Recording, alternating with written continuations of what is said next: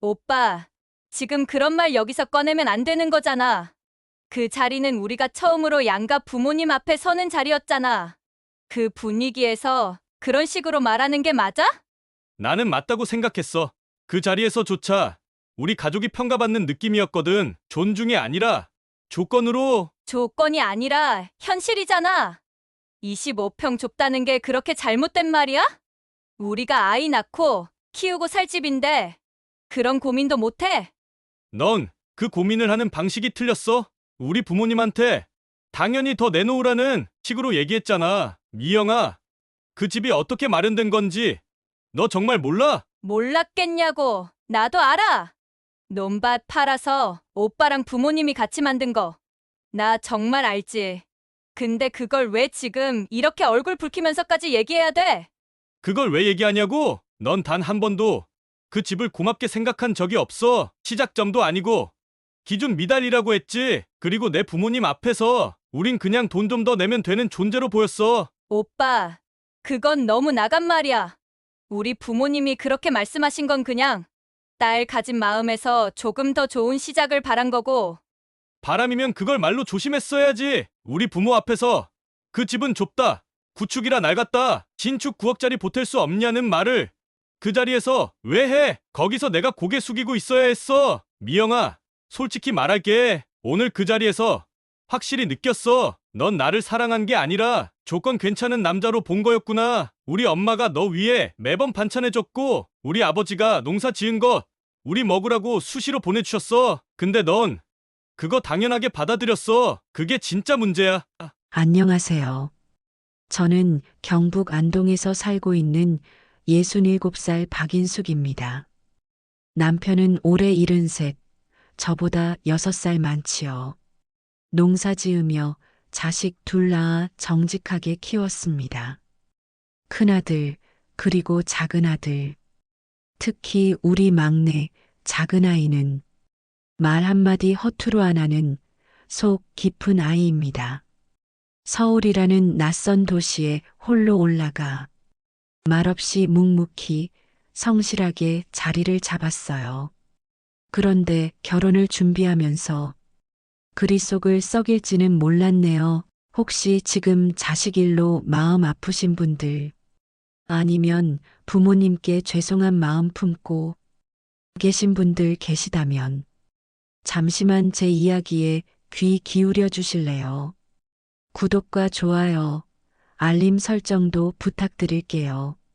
매미 소리가 그늘 밑에서 잦아들던 초가을 오후였어요. 작은아들이 예비 며느리를 데리고 안동에 내려온 건 이번이 세 번째입니다.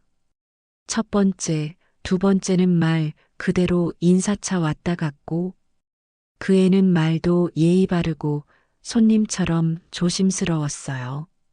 그땐 그냥 요즘 애들은 좀 서툴구나 하고 넘길 수 있었습니다. 그런데 이번 세 번째 내려온 날, 그날은 무언가 확실히 달랐어요.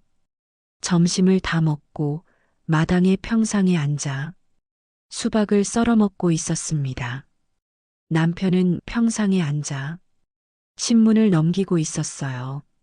작은아이는 시내 마트에 장을 보러 간다며 잠깐 나갔습니다. 평상 끝에 조용히 앉아 있던 그 애가 조심스럽게 제 옆으로 왔어요. 손에 수박 조각 하나를 들고 눈웃음을 지으며 말했습니다.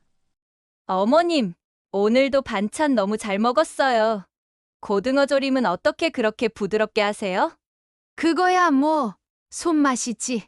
안동이 간고등어가 유명하니까. 어머님은 음식에도 인생이 느껴져요. 참 대단하세요. 그런 말을 들으면 괜히 기분이 좋았습니다.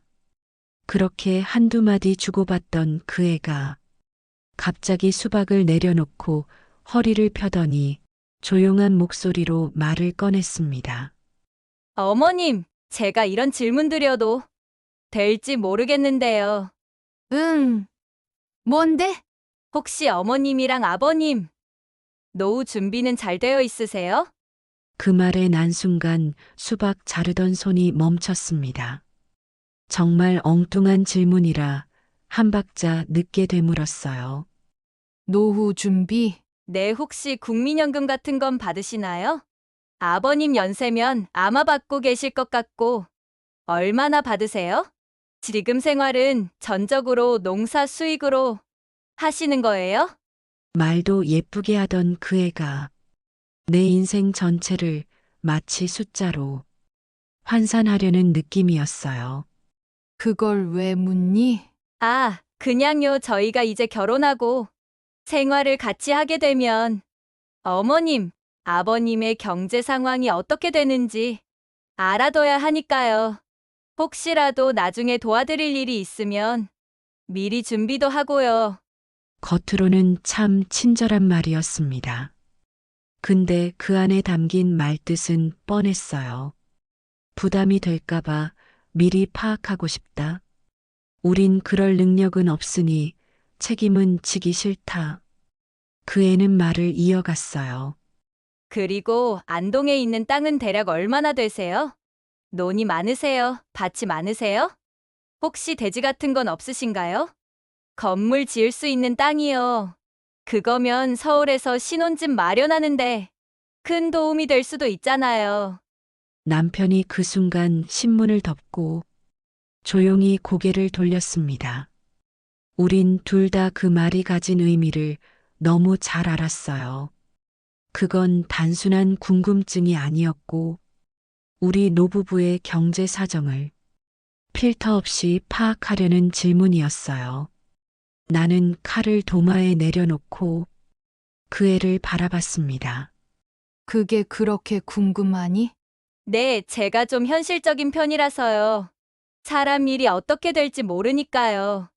그럼 너희 부모님 노후 준비는 재산은 어느 정도 되는지 그건 알고 있니? 순간 그의 얼굴이 굳어졌어요. 저희 부모님은 서울에 집 있고요. 아버지는 퇴직하시고 연금 받으세요. 그럼 됐겠네. 말을 툭 던지고 다시 수박을 자르려 했는데 손이 자꾸 떨려서 칼끝이 도마를 몇 번이나 헛쳤어요. 내가 이런 말까지 들어야 하나 싶었습니다.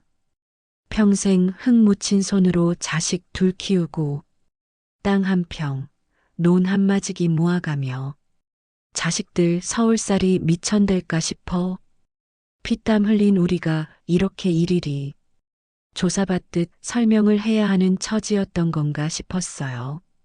그 애는 눈치라도 챘는지 웃으며 말했어요. 아, 어머님 기분 나쁘셨다면 죄송해요. 전 그냥 현실적으로 생각해서 현실은 사람 앞에 두고 따지는 게 아니다, 얘야. 내가 그렇게 말했더니 그 애는 말없이 고개만 끄덕였어요. 그러고는 조용히 일어나 주방으로 들어갔습니다. 남편이 내 옆에 와 앉았습니다. 말은 없었지만 손등 위로 그의 손이 살짝 얹혀졌어요. 우리 아들이 사람을 잘 본 것 같구만. 왜요? 눈빛이 가진 것보다 얻을 게 더 많아야만 움직일 사람 같아.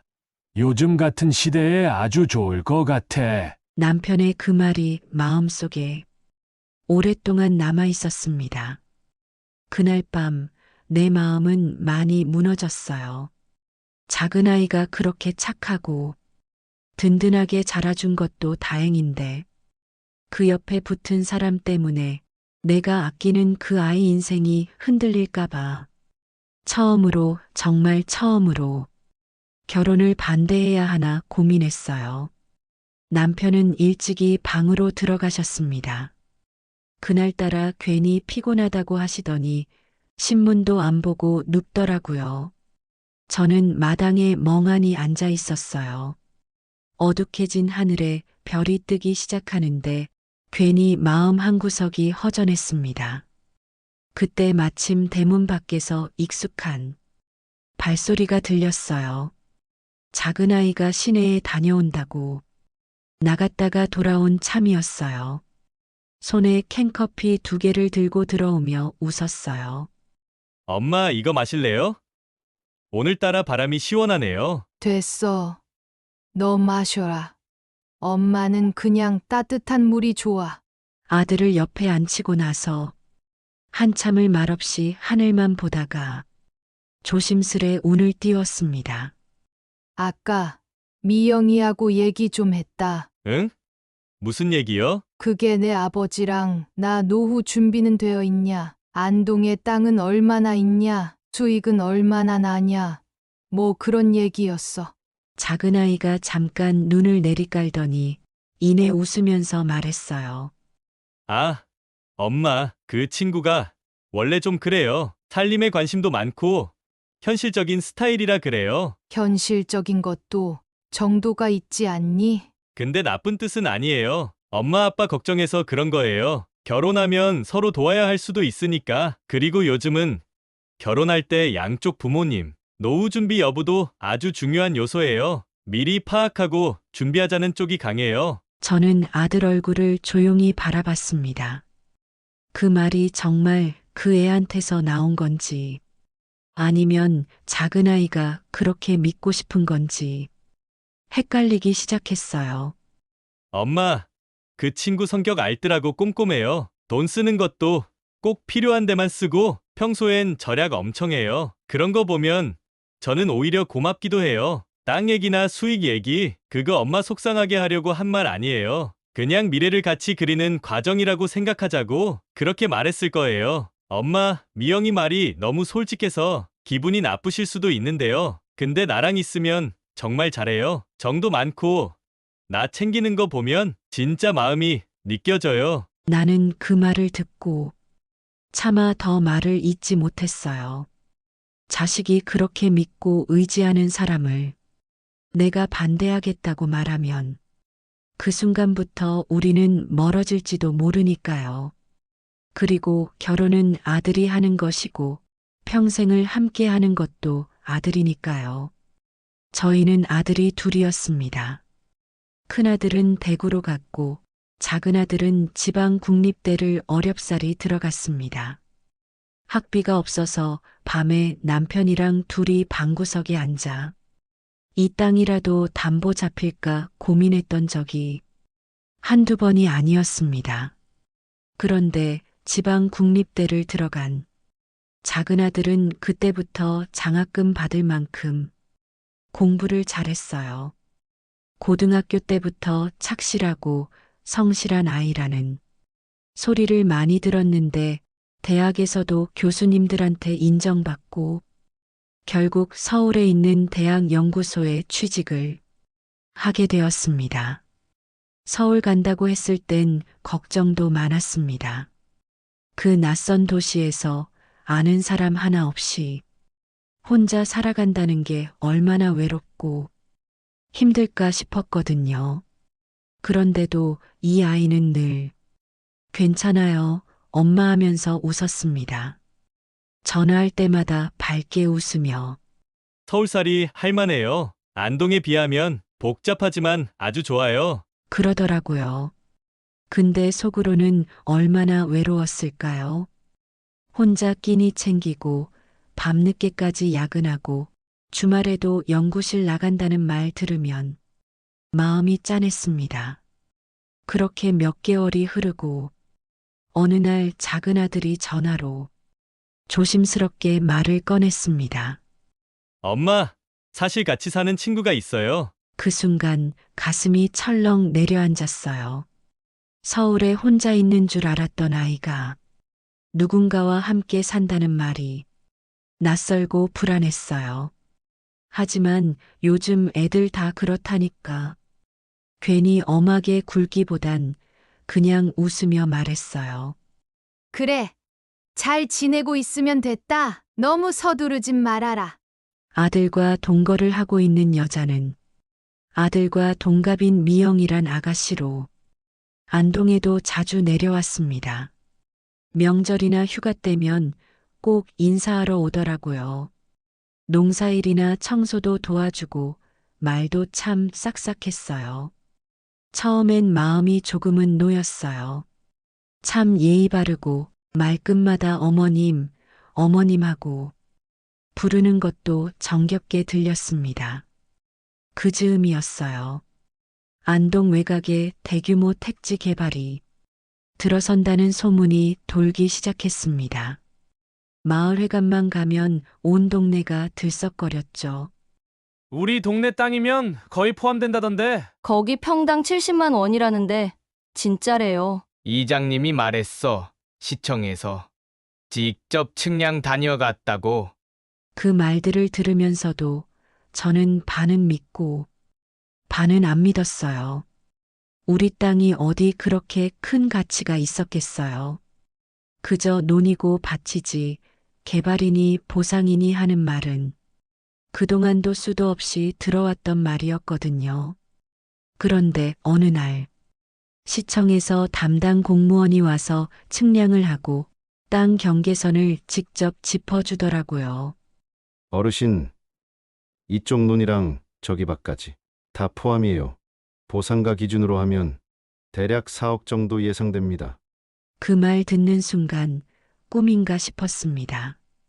아들 대학 등록금이 없어 고민할 때가 많았는데 4억이라는 큰 돈이 생긴다니요.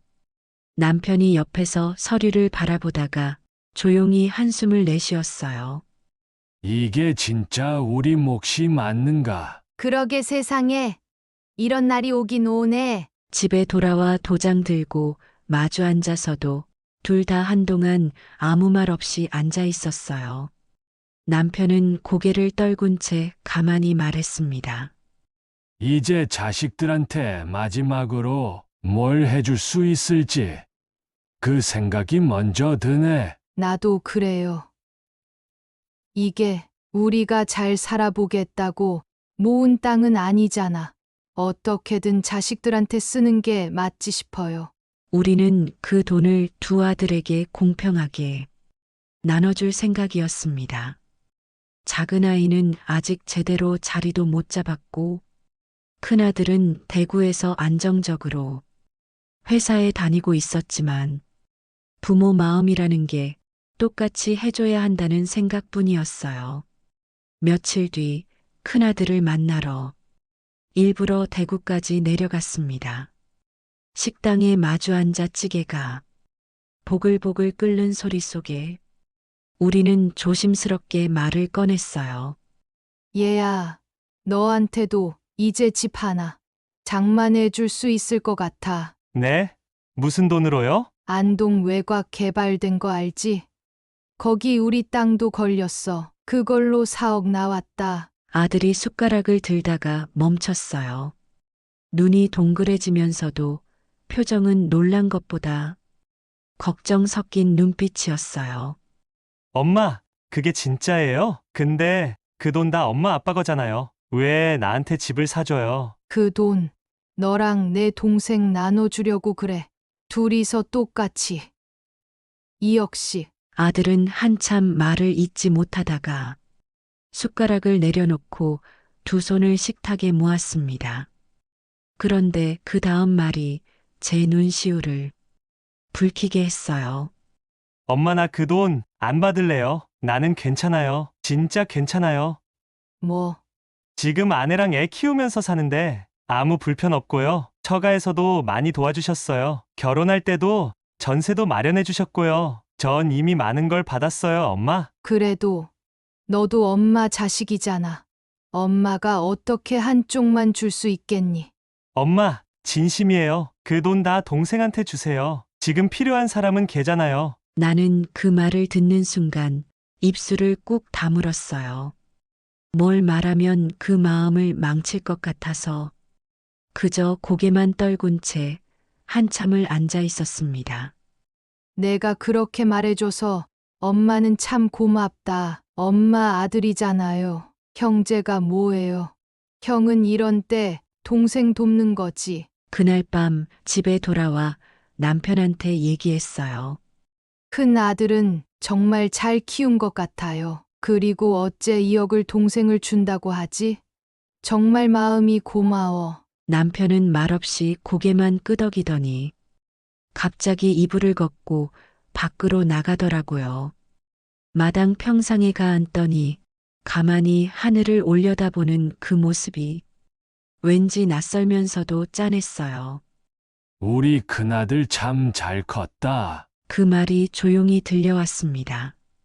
어둠 속에서 작은 바람 소리만 들리던 그 밤에 남편의 한마디가 마음을 울렸어요. 며칠 뒤 작은 아이가 내려왔습니다. 형 얘기를 들었다는 말에 말도 없이 저를 껴안더니 어깨를 툭툭 치며 말했어요. 형이 그렇게 말했어요? 그래. 형이 내 인생 도와주고 싶다더라. 엄마, 아버지 진짜 고맙습니다. 형한테도 꼭 고맙다고 전할게요. 나는 그 말을 듣고 그저 아이의 손을 꼭 잡았습니다. 그 손이 아직도 어릴 때처럼 따뜻하고 순한 느낌이 들었어요. 그래, 아들. 이건 우리가 너를 믿고 해주는 거야. 평생 내 몫으로 잘 간직해라. 그날 밤 남편이 방 안에서 낮게 혼잣말을 했습니다. 우린 가진 거 별로 없지만 그래도 자식한테 줄 수 있다는 게 참 다행이야. 그 말을 듣는 순간 나는 참았던 눈물을 이불 속에서 조용히 쏟았어요. 다 주고도 아깝지 않은 마음, 그게 부모 마음이라는 걸 새삼 느꼈습니다. 그때까지만 해도 정말 믿었어요.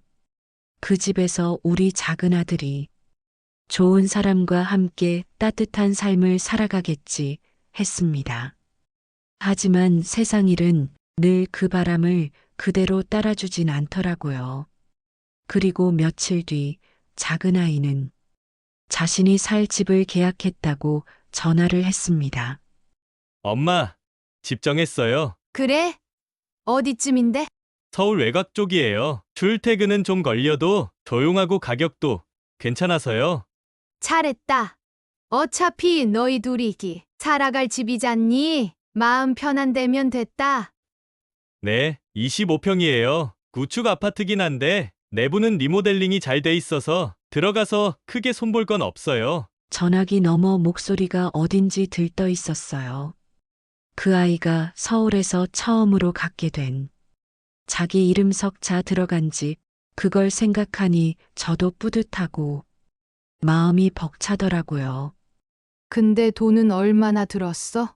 엄마가 준 4억이랑요. 제가 지금까지 살던 전세집에서 나온 보증금 1억, 그걸 합쳐서 딱 5억 들였어요. 잔금까지 다 마무리됐고 다음 달에 입주할 수 있어요. 그랬구나. 잘했어. 엄마 아버지 손 떠나서 너 혼자 처음으로 마련한 집이잖아. 거기가 너 인생의 시작점이다. 그렇게 생각하고 잘 살아라. 네. 엄마 정말 감사해요. 그날 저녁 남편도 아들 전화를 받고 나서 마당에 나와 조용히 말했습니다. 25평이면 충분하지. 둘이 살기도 좋고. 구축이면 어때? 따뜻한 밤 냄새 나는 집이면 그게 집이지. 그러게요. 그 아이도 이제 제 집이란 걸 가지니까 이제 조금은 편하게 살겠죠. 그 집에서 진짜 좋은 일만 생기면 좋겠다. 우리 손주도 거기서 뛰어다니면 얼마나 좋겠노. 남편 목소리에 담긴 설렘이 묘하게 짠했어요. 그동안 자식들 뒷바라지하며 땅을 팔고 손을 놨던 그 모든 순간들이 결국 이 집 하나로 결실을 맺은 거잖아요. 그때만 해도 정말 그 집이 우리 가족의 희망이자 출발점이 될 줄로만 알았습니다.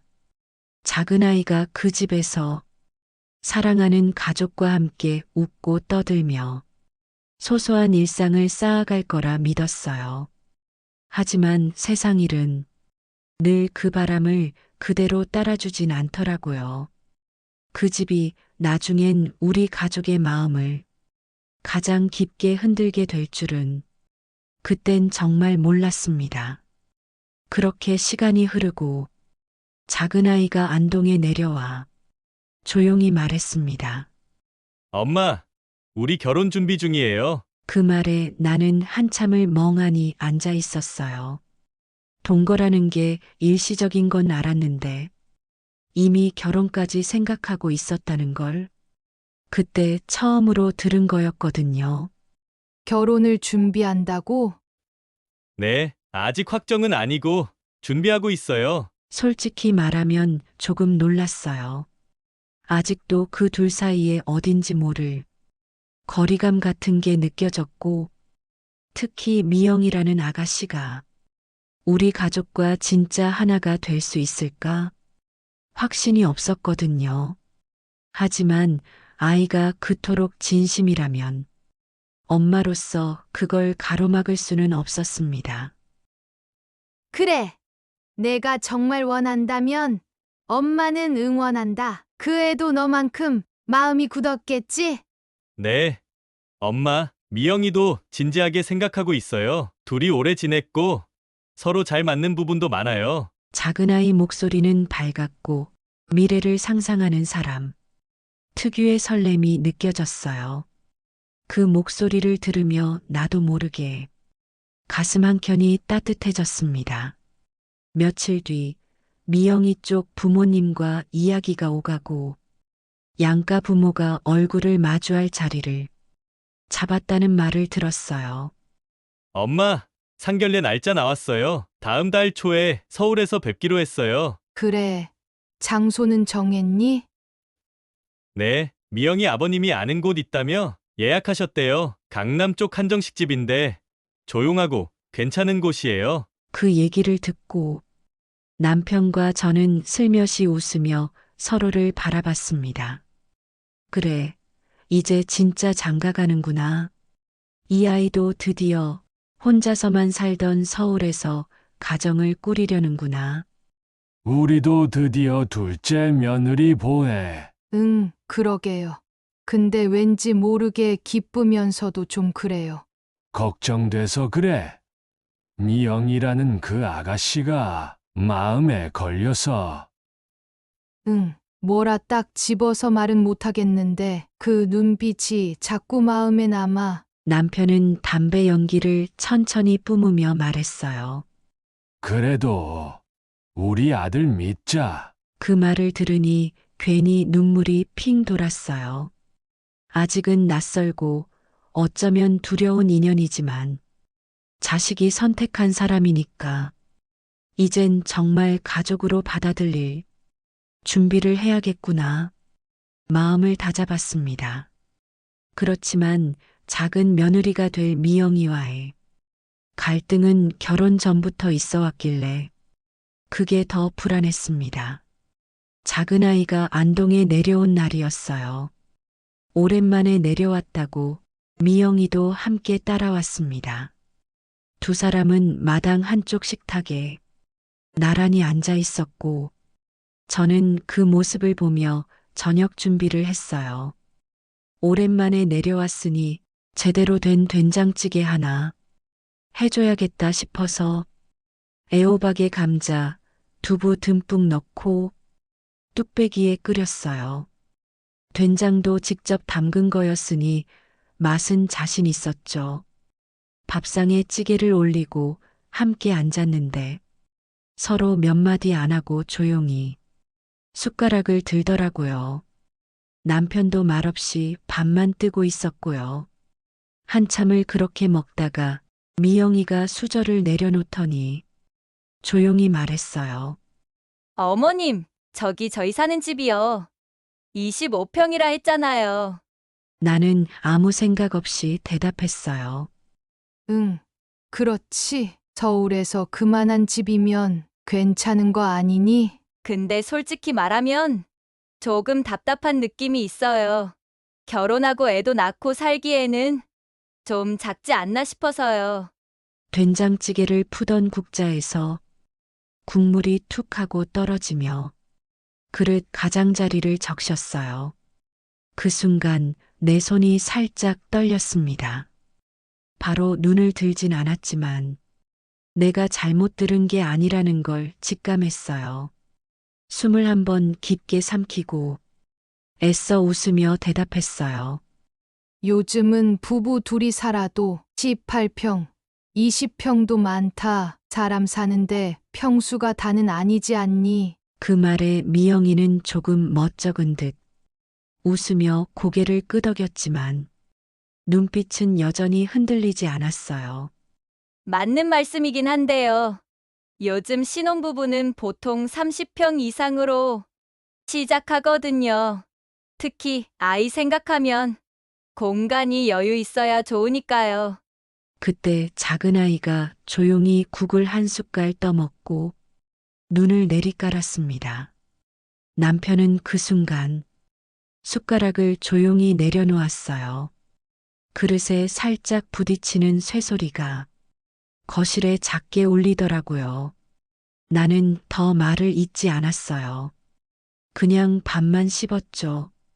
근데 밥맛이 하나도 안 느껴졌어요. 그 아이가 뭔가를 바라보고 있다는 건 느껴졌습니다. 고마움이 아니라 기준, 감사가 아니라 더 나은 선택에 대한 탐색. 내가 정성껏 끓인 찌개를 보며 말한 그 말이 단순한 공간 얘기가 아니라 우리 가족 전체를 재는 눈금 같았어요. 그날 밤 남편은 말없이 방 안으로 들어가더니 불을 켜지도 않고 어둠 속에 앉아 있는 그 모습이 어딘지 모르게 쓸쓸해 보였어요. 한참을 그러더니 작게 혼잣말하듯 말했어요. 그 애 집을 고마워하는 게 아니야. 조건으로 보는 거지. 그 말에 가슴이 덜컥 내려앉았습니다. 그렇게까지는 아닐 수도 있잖아요. 그 애 눈, 딱 계산기 돌아가는 눈이더라. 나는 아무 말도 못했어요. 남편이 그렇게 단정적으로 말하는 걸 오랜만에 봤거든요. 그만큼 확신이 있다는 거겠죠. 밤새 잠이 오지 않았어요. 혹시 내가 예민하게 받아들인 건 아닐까? 그 아이는 그냥 솔직하게 얘기한 것 뿐일까? 서울에서 신혼집이라면 당연히 그런 기준이 있을 수도 있다고 생각했습니다. 그렇게 자꾸만 스스로를 타이르다가도 결국 돌아오는 건 그 한마디가 그렇게 나올 말이었나 하는 의문뿐이었어요. 남편이 이불을 덮으며 말했습니다. 우리 아이, 좋은 사람 만났다고 믿고 싶었는데, 오늘 그 말 듣고 마음이 확 식었네. 나는 대답 대신 조용히 눈을 감았어요. 상견례 날 서울 강남 한복판에 있는 한정식 집으로 향했습니다. 전날 밤부터 속이 텅 빈 것처럼 허전했어요. 불 켜놓고 누웠는데도 잠이 오질 않아. 천장을 몇 번이나 바라봤는지 몰라요. 남편은 새벽에 일어나 단정하게 다려놓은 정장을 꺼내 입고 서툰 손으로 넥타이를 몇 번이나 되짚다가 결국 저한테 말없이 내밀었어요. 좀 해줘봐. 넥타이를 매주며 거울 앞에 같이 섰는데 그 얼굴에 그 눈빛에 참 많은 생각이 담겨 있는 걸 느꼈습니다. 괜찮겠지? 뭘 그런 걸 미리 걱정하노? 그냥 형식적인 자리잖아. 남편은 창밖을 바라보며 조용히 고개를 돌렸습니다. 차 안에서는 둘 다 말이 없었어요. 서울까지 올라가는 내내 창밖에 스치는 풍경만 멍하니 보고 있었습니다. 식당에 도착했을 땐 이미 작은 아이와 미영이가 먼저 와 있었어요. 아들은 단정하게 넥타이를 맸지만 양복 소매를 자꾸 매만지고 긴장을 감추지 못하고 있었죠. 미영이는 단정한 정장 차림으로 늘 그렇듯 예의 바른 미소를 짓고 있었습니다. 어머님, 아버님 오시느라 고생 많으셨어요. 그래. 자리 참 좋네. 조금 뒤 미영이 부모님도 도착했습니다. 첫인상은 깔끔했고 말투도 정중했어요. 식사는 차분하게 시작됐고 자식 자랑도 오가고 양가에 사는 이야기도 조심스레 나왔습니다. 식사가 어느 정도 무르익고 처음 긴장도 조금 풀리는 듯 했을 무렵 미영이 어머니가 입을 열었습니다. 사돈댁에서 마련하셨다는 집이 25평이라고 들었습니다. 나는 살짝 고개를 끄덕이며 웃었어요. 예. 서울 외곽 쪽이고요. 교통도 괜찮고 단지도 조용해서 아이들 살기엔 부족함 없을 겁니다. 그때 미영 어머니가 숟가락을 내려놓으며 말을 이었습니다. 그런데 좀 솔직히 말씀드려도 될까요? 예. 뭐든 말씀하세요. 요즘 신혼부부는 그래도 30평은 넘어야죠. 아이도 낳고 키울 건데 25평은 너무 좁고요. 그 집이 구축이라 좀 낡았다고 하더라고요. 내 손에 힘이 들어갔습니다. 숟가락을 꼭 쥔 채 말끝을 놓치지 않으려 애썼어요. 그리고 요즘 구축 아파트는 관리비가 많이 나오잖아요. 엘리베이터도 느리고 단열도 안 되고 한 달만 살아봐도 불편하다 하더라고요. 그 말에 남편이 물잔을 천천히 내려놓고 말했습니다. 그럼 그 얘긴 결국 집을 바꿔달라는 말씀이신가요? 그 순간 미영이 아버지가 조심스레 끼어들었죠. 오해 마십시오. 그냥 우리 딸이 오래 살 집이니 조금 더 나은 조건이면 좋지 않겠나 하는 마음에서 드리는 말씀입니다. 그리고는 정색한 얼굴로 말했어요. 마침 시내에 새로 분양하는 33평 신축 아파트가 있어요. 입주도 곧 시작하고요. 신혼집으로 딱이죠. 나는 그 말을 듣는 순간 속에서 피가 확 도는 걸 느꼈습니다. 하지만 더 황당한 건 그 다음 말이었어요. 분양가가 한 9억 정도 하더라고요. 기존에 5억짜리 집 있으시다니 부모님이 조금만 더 보태주시면 4억 정도 추가로 맞춰주시면 좋을 것 같다고. 나는 젓가락을 내려놓았고 남편의 손등에 핏줄이 두드러졌습니다. 작은 아들이 그때까지 아무 말 없이 고개를 숙이고 있었는데 그제야 고개를 들려는 찰나 미영이 바로 옆에서 나지막이 말을 덧붙였어요. 오빠, 나도 그 아파트 봤는데 진짜 좋더라. 엘리베이터도 최신이고 거기서 아이 키우면 얼마나 좋겠어. 엄마 말이 맞아. 지금 조금 더 투자해서 좋은 데로. 가는 게 낫지 않아?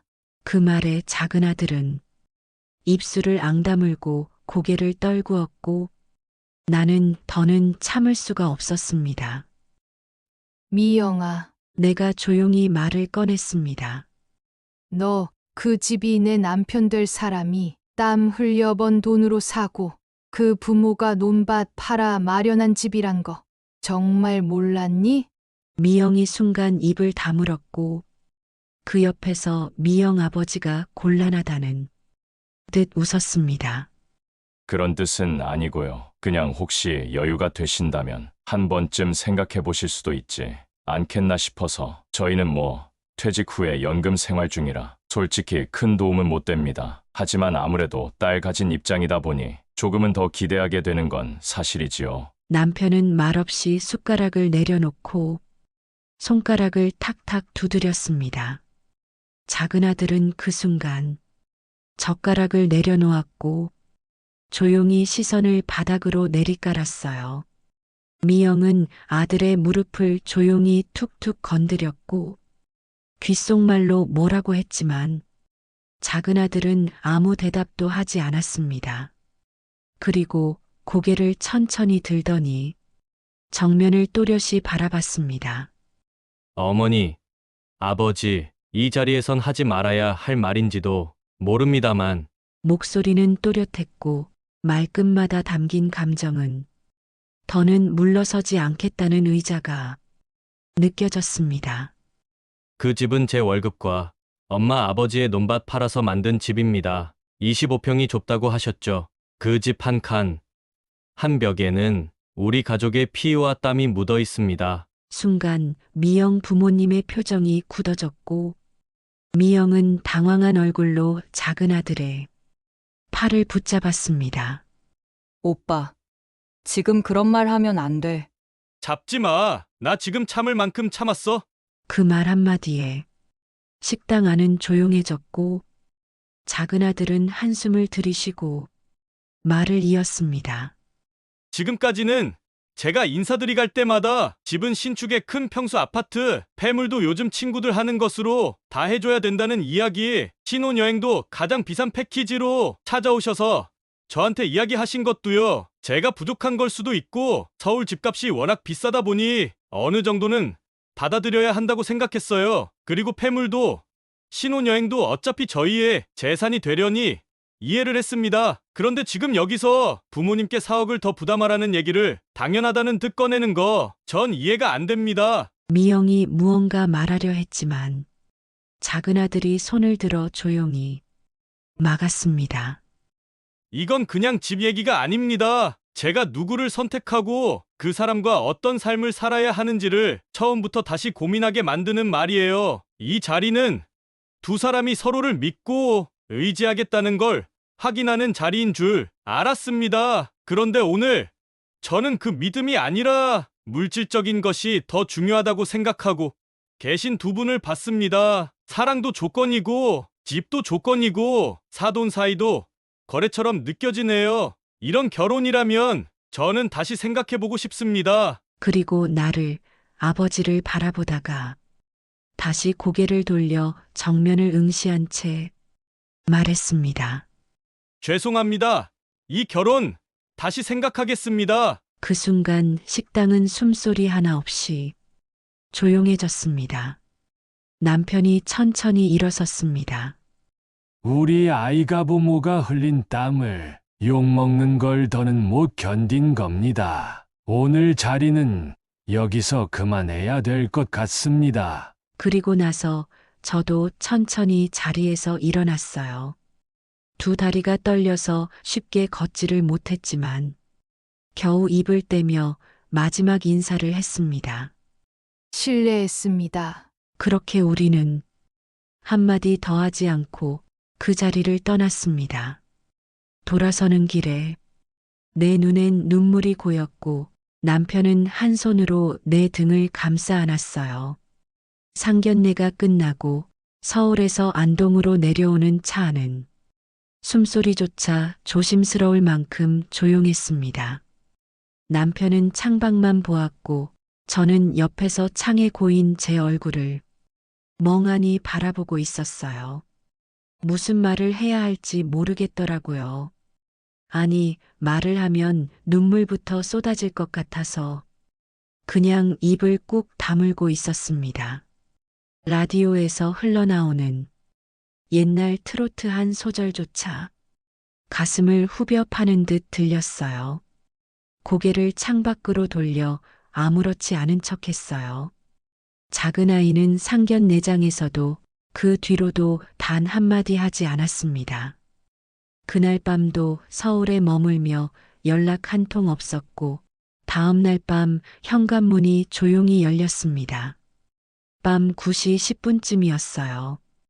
현관문이 딸깍 열리는 소리에 남편이 방에서 나왔고 저는 부엌에서 마지막 설거지를 마치고 나오는 길이었어요.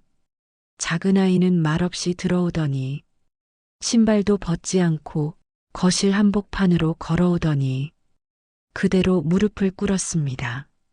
무릎이 바닥에 부딪히는 그 소리 하나에 집안 공기가 멈춘 듯 했어요. 엄마, 아버지, 죄송합니다. 작은 아들은 고개를 깊이 숙인 채 숨을 한번 크게 들이쉬고 말을 이었습니다.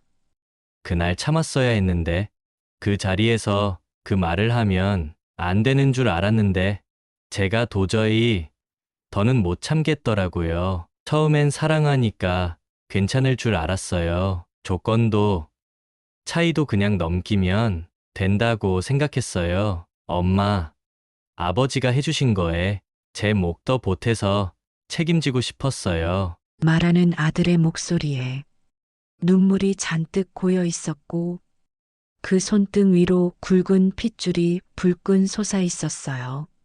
근데 시간이 갈수록 그 사람 옆에 있는 제 자신이 점점 작아지는 거예요. 무언가를 늘 증명해야 하고 부족한 사람 취급을 받는 그 기분. 엄마, 제가 그렇게 살고 싶진 않았어요. 사랑하면서도 계속 움츠러들어야 하는 관계는 그게 맞는 사랑은 아니더라고요. 나는 그 자리에 멈춰서서 손에 들고 있던 수건을 가슴에 꼭 쥔 채 서 있었어요. 그래도 그 자리에선 참았어야 했는데 엄마, 아버지 체면 구긴 거 정말 죄송해요. 정말 죽을 만큼 죄송해요. 그 순간 남편이 조용히 손을 들더니 말했습니다. 거기 그대로 있어봐라. 그리고는 방 안으로 들어가 오래된 앨범 하나를 꺼내왔어요. 바램 표지, 곰팡이 자국 있는 앨범을 조심스레 펼쳐 사진 하나를 꺼내 내밀었어요. 그 사진엔 고등학생 시절 작은 아이가 논 가운데서 물량동이를 들고 활짝 웃고 있었어요. 이 눈 기억하나? 네, 기억해요. 이 눈 팔아서 내 서울 집 해준 거다. 알아요. 그거 안 잊고 있어요. 우리 그 집 해주고도 단 한 번도 이거 해줬다고 말 안 했다.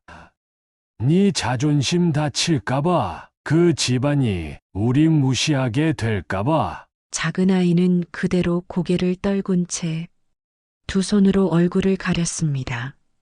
죄송해요. 진짜 죄송해요. 그 사람과는 결혼 안 하려고요. 그게 가족이 될 사람이었다면 처음부터 우리를 존중했겠죠. 그런데 그 사람은 엄마 아버지를 거래로 봤어요. 작은 아들의 목소리가 떨리다 말고 울음 섞인 말이 나왔습니다. 제가 그걸 너무 늦게 알아챘어요. 그래서 미안해요. 정말 미안해요, 엄마. 나는 더는 참지 못하고 무릎 꿇은 아들 앞에 조용히 앉았습니다. 일어나. 너는 우리한테 그런 잘못 안 했어. 엄마, 저 정말 바보 같았죠? 아니야. 사람은 누구나 실수해. 근데 그 실수에서 돌아올 수 있는 용기를 가진 사람이 진짜 어른이다. 나는 작은 아들이의 손을 잡았습니다. 그 손이 너무 차가워서 가슴이 찢어질 것 같았어요. 너 그날 우리 편 들어줄 때 엄마는 말이야, 서러우면서도 너무 고마웠다. 우리 아들 잘 키웠다 하는 생각에. 남편도 옆에 앉더니 작은 아들 등짝을 조용히 두드렸습니다. 야야, 울지 마. 울면 안 된다. 남자가 뭐 좀 실수할 수도 있지. 그리고 그날 우리 아들 멋있더라. 그 말에 작은 아이는 끝내 얼굴을 파묻고 오열했습니다. 그날 이후 작은 아이는 매주 전화를 걸어 안부를 묻고 남편은 비 오는 날이면 서울 날씨는 어떤지 궁금해하며 혼잣말처럼 중얼거립니다. 가끔은 미영이 생각이 나기도 해요. 그 아이가 나빠서라기보단 우리와 어울리지 않았던 사람이라는 걸 조금은 늦게, 조금은 아프게 알게 된 거겠지요. 사랑은 운명처럼 찾아올 수 있어도 가족이 되는 일은 결국 사람과 사람이 맞춰가는 과정이란 걸 이제야 새삼 느껴봅니다. 살다 보면 마음이 찢어질 만큼 억울하고 가슴이 미어질 만큼 서러운 날도 있지만 결국 마지막에 손 내밀어 주는 건 돈도 조건도 아닌 사람이고 정이고 무엇보다 가족이더라고요. 저처럼 자식 걱정에 밤잠 설치는 부모님들, 그리고 부모 마음을 몰라서 마음 한쪽이 답답한 자식들, 혹시 지금 서로를 놓치고 있는 분들이 있다면 이 이야기가 조용히 그 마음에 닿기를 바랍니다. 결국 사람은 자기가 지켜야 할 사람을 끝까지 지키며 사는 게 제일 값진 일인 것 같아요. 오늘 제 이야기가 누군가에게 위로가 되었기를 바랍니다. 끝까지 들어주셔서 감사합니다. 혹시 여러분도 가슴속에 담아둔 이야기가 있다면 댓글로 남겨주세요. 구독과 좋아요, 알림 설정도 부탁드립니다. 감사합니다.